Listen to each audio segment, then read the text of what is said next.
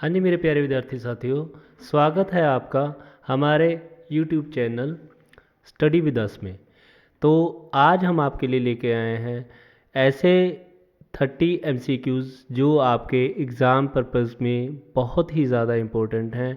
और ये सारे वही क्वेश्चंस हैं जो कभी ना कभी लास्ट ईयर में पिछले कुछ सालों में एग्ज़ाम में आए हुए हैं। तो सारे विद्यार्थी साथी इन क्वेश्चंस को बहुत ही ध्यान से सुनेंगे और उनका अच्छे से रिवीजन करेंगे। तो हमारा पहला क्वेश्चन है, फर्स्ट कैलकुलेटिंग डिवाइस इज, जो प्रथम कैलकुलेटिंग डिवाइस है वो कौन सा है। तो फर्स्ट कैलकुलेटिंग डिवाइस आपके सामने ऑप्शन है क्लॉक, डिफरेंस इंजन, अबैक्स और कैलकुलेटर। तो फर्स्ट कैलकुलेटिंग डिवाइस जो है अबैक्स है। ये अबैक्स की यहाँ पर तस्वीर भी बनी हुई है जिसे आप देख सकते हैं।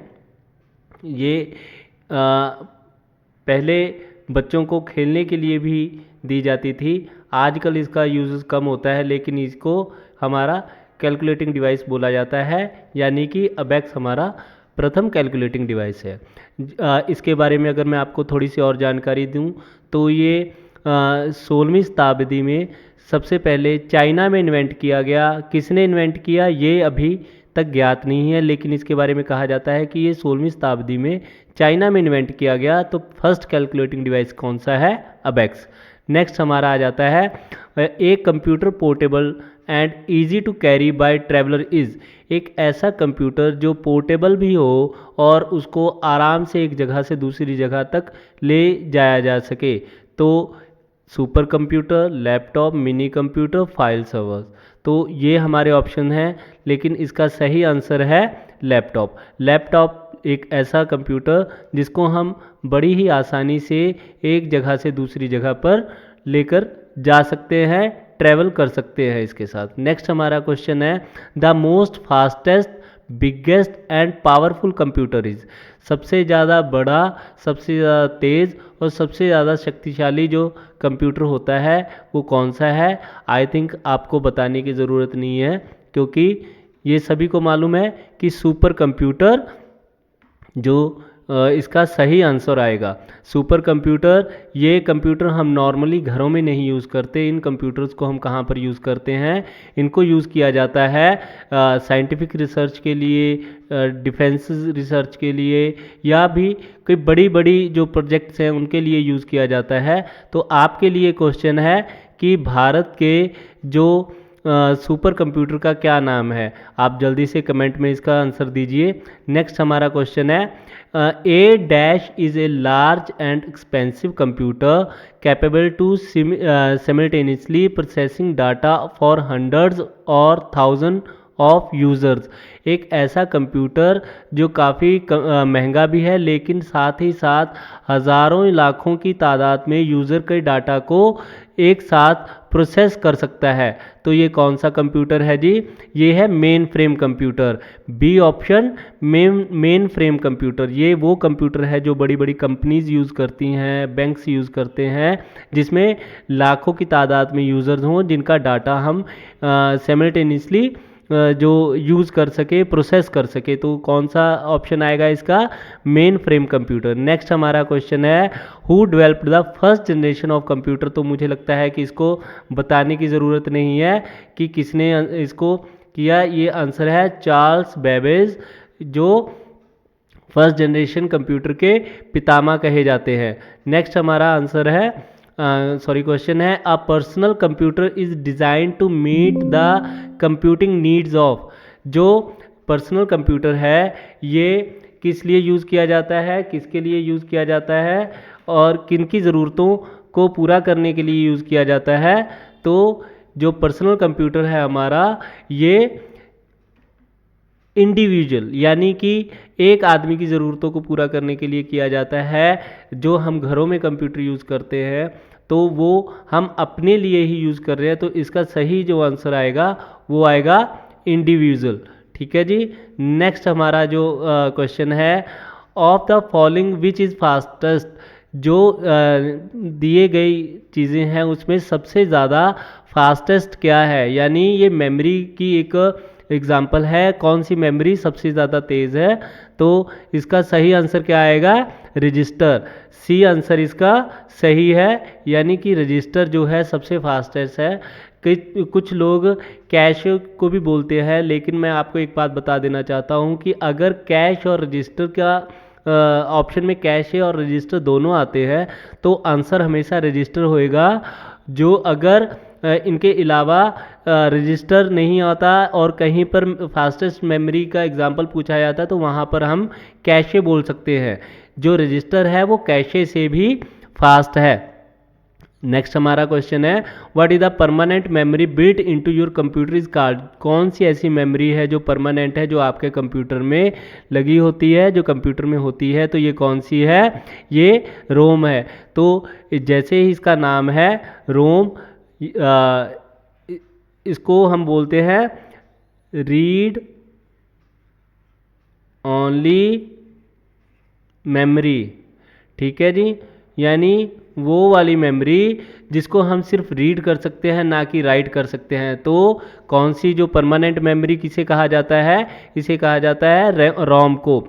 नेक्स्ट हमारा आंसर क्वेश्चन है, परम वाज डेवलप्ड बाय। परम, परम क्या है? तो सबसे पहले आपको बताना चाहूँगा कि परम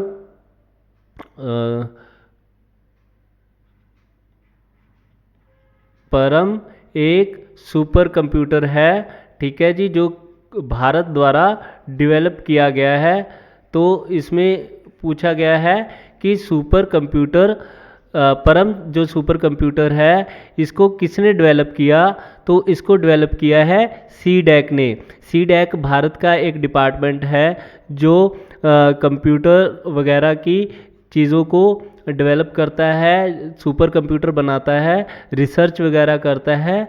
तो ये परम कंप्यूटर भी सीडैक द्वारा ही डेवलप किया गया है। यहाँ पर ये देखिए, आप देख सकते हैं, ये इसकी तस्वीर बनाई हुई है। ये परम कंप्यूटर की ही, सुपर कंप्यूटर की ही तस्वीर है।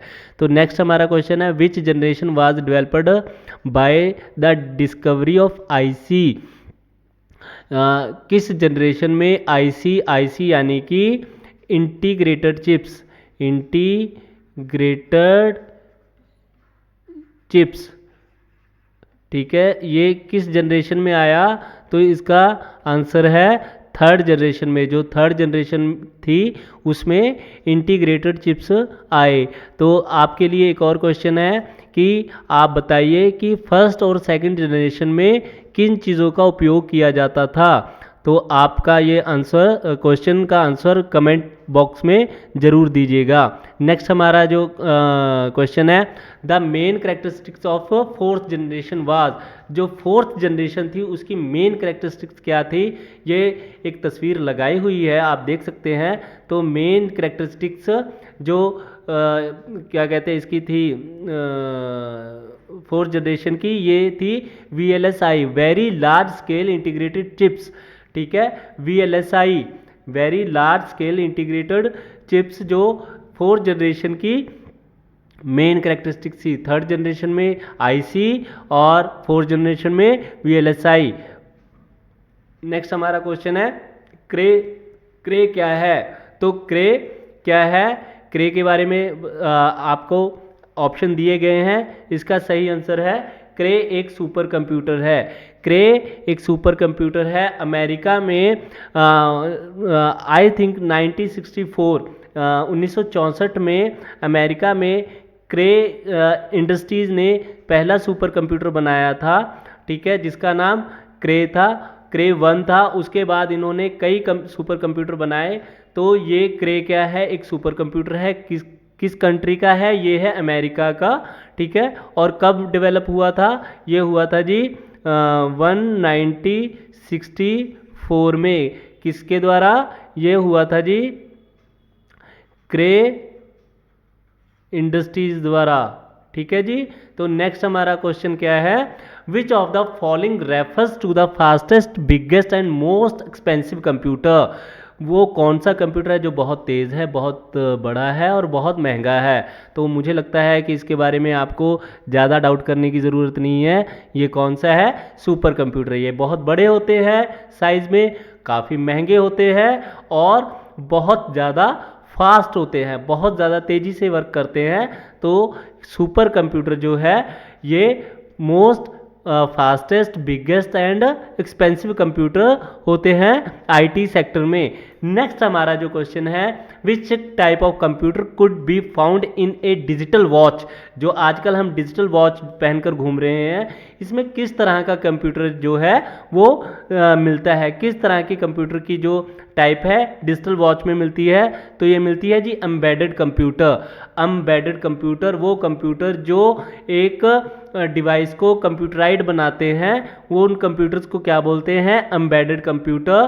तो किस तरह का कंप्यूटर जो डिजिटल वॉच में मिलता है, स्मार्ट वॉचेस में मिलता है, एम्बेडेड कंप्यूटर। नेक्स्ट हमारा क्वेश्चन है, the first computer was programmed using. जो सबसे पहला कंप्यूटर था वो किस लैंग्वेज को बनाकर प्रोग्राम किया गया था, असेंबली, मशीन, स्पैगेटी कोड या सोर्स कोड। तो कौन सा, ये मशीन लैंग्वेज कौन सी, वो आपको आगे चलकर बताई जाएगी। मशीन लैंग्वेज से जो ये कोड जनरेट किया गया था। Digital computer use system to encode data and program. किस चीज़ को यूज करके डिजिटल कंप्यूटर एक डाटा या प्रोग्राम को इनकोड करते हैं, तो ये कौन सा क्या होता है जी, बाइनरी, 0 1 बाइनरी। और इसी लैंग्वेज को कौन सी लैंग्वेज बोला जाता है, मशीन लैंग्वेज बोला जाता है। तो आई होप आपको ये सारा क्वेश्चन जो मशीन लैंग्वेज और बाइनरी का जो सिस्टम है वो समझ में आ गया होगा। नेक्स्ट हमारा क्वेश्चन है, a computer fall into dash category if it is the time of construction one of the fastest computer in the world. जो कंप्यूटर है इस कैटेगरी में आता है अगर देखा जाए कि वो उसकी कंस्ट्रक्शन किस तरह से हुई है और वो दुनिया का सबसे तेज कंप्यूटर है, तो इसको किस कैटेगरी में रखा जाएगा, इसको रखा जाएगा जी सुपर कंप्यूटर की कैटेगरी में। आप सोच रहे होंगे कि सुपर कंप्यूटर के जो क्वेश्चन है वो काफ़ी ज़्यादा आ रहे हैं। इसका रीज़न ये है कि सुपर कंप्यूटर के ऊपर हर बार एग्ज़ाम में 2 या 2 से ज़्यादा क्वेश्चंस आ जाते हैं। ठीक है जी। तो नेक्स्ट हमारा क्वेश्चन है, a personal computer is design to meet computing needs of. I think ये क्वेश्चन एक बार पहले भी रिपीट हो चुका है, तो इसको हम स्किप करेंगे। नेक्स्ट क्वेश्चन है, which device uses to hand held operation system. कौन सा ऐसा डिवाइस है जो हैंड हेल्ड ऑपरेशन सिस्टम को चलाता है, जो हाथ की हाथ सारे ऑपरेशन सिस्टम को हैंडल करता है। ठीक है जी, हम अपने हाथों से किसी भी ऑपरेशन को हैंडल कर सकते हैं, तो वो कौन से डिवाइस होते हैं, पीडीए, पर्सनल डिजिटल असिस्टेंस इनको बोला जाता है, पर्सनल डिजिटल असिस्टेंस। इनकी एग्जांपल है लैपटॉप या मोबाइल्स, क्योंकि आजकल का जो हमारा ज़्यादातर ऑपरेशंस मोबाइल्स में हो जाते हैं या टैबलेट में हो जाते हैं या लैपटॉप में हो जाते हैं, जिनको हम एक जगह से दूसरी जगह पर कैरी करके लेकर जा सकते हैं। तो इन सारी चीज़ों को क्या बोला जाता है, पीडीए, पर्सनल डिजिटल असिस्टेंस। तो इन चीज़ों को क्या बोला जाता है, personal digital assistance. Next question क्या है, what was the name of first electronic computer. सर्वप्रथम जो इलेक्ट्रॉनिक कंप्यूटर आए थे उनका क्या नाम था।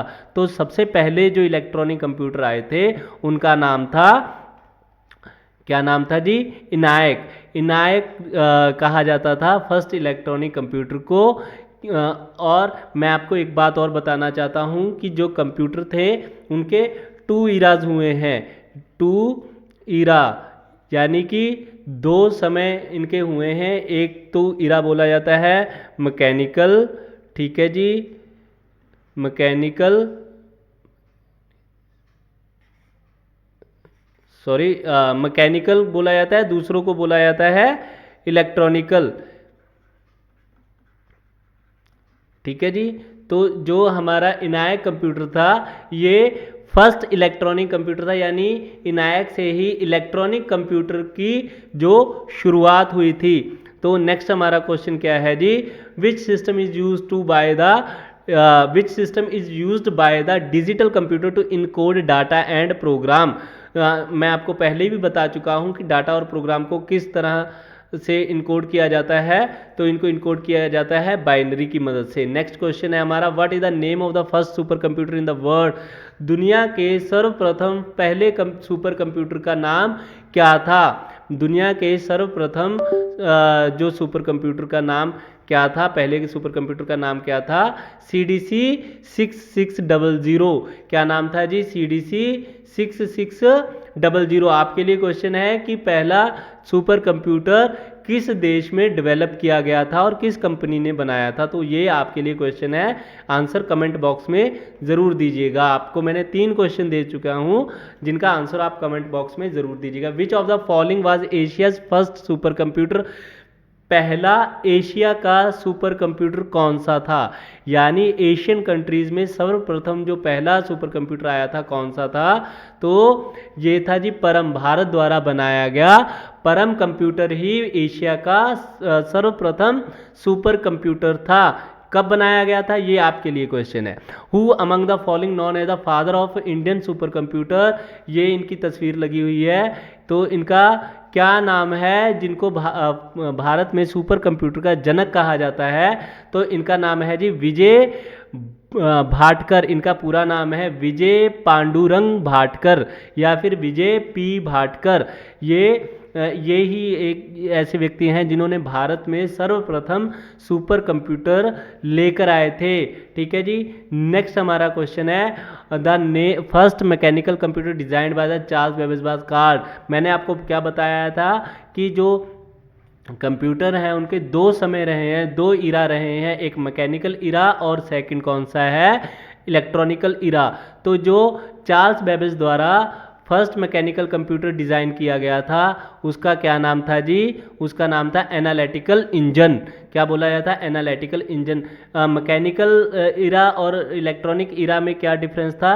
जो मैकेनिकल इरा वाले कंप्यूटर थे वो किसी तरह की इलेक्ट्रिसिटी की यूजेस नहीं करते थे।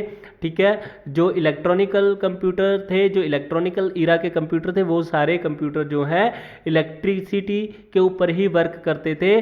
तो जो चार्ल्स बेबेज थे, इन्होंने सर्वप्रथम जो मैकेनिकल कंप्यूटर का डिज़ाइन तैयार किया था जिसको बोला जाता था एनालिटिकल इंजन।